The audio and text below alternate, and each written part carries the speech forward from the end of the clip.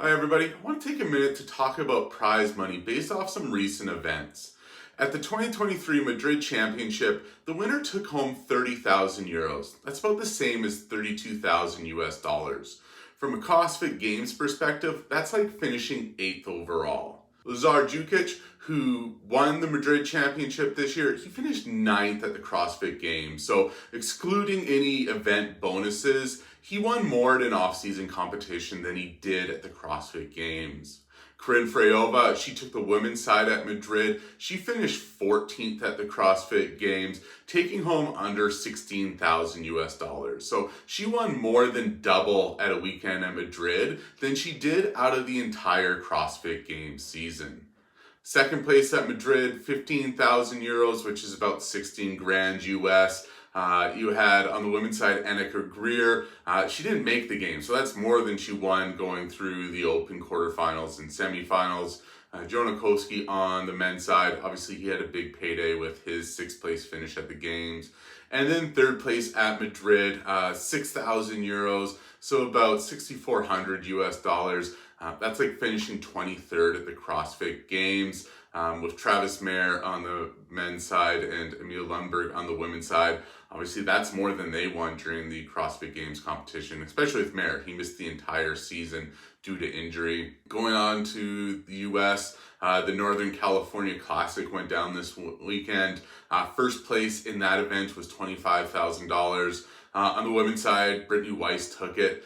25 grand is what her share of the first place prize from the Fittest Team on Earth that CrossFit Invictus won that year. So again, she won the same amount this weekend as she did during the entire CrossFit Games season. She won some money at semifinals, but again, travel expenses are a thing there.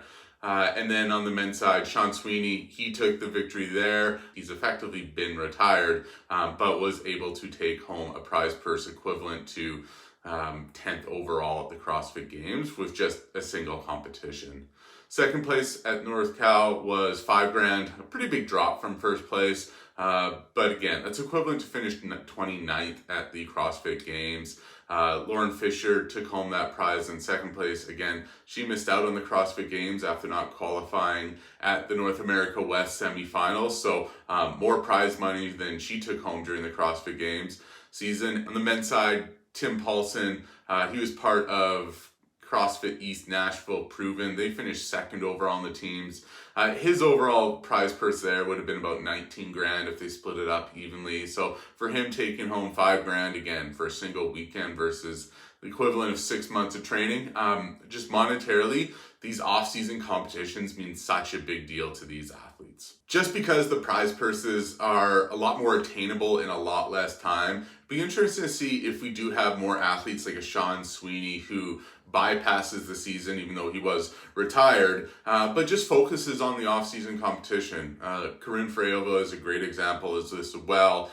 She took home about 14 grand in prize money from the CrossFit Games, but between the French Throwdown, where first place was 15,000 euros, which she won there, and Madrid, which was 30,000 for first place, she's more than tripled her money in off-season competitions than she has in in-season competitions. So momentarily, we may see a shift of more people just doing the off-season competitions and having the game season as a training perspective. It could be an interesting shift as we look at the future of the sport.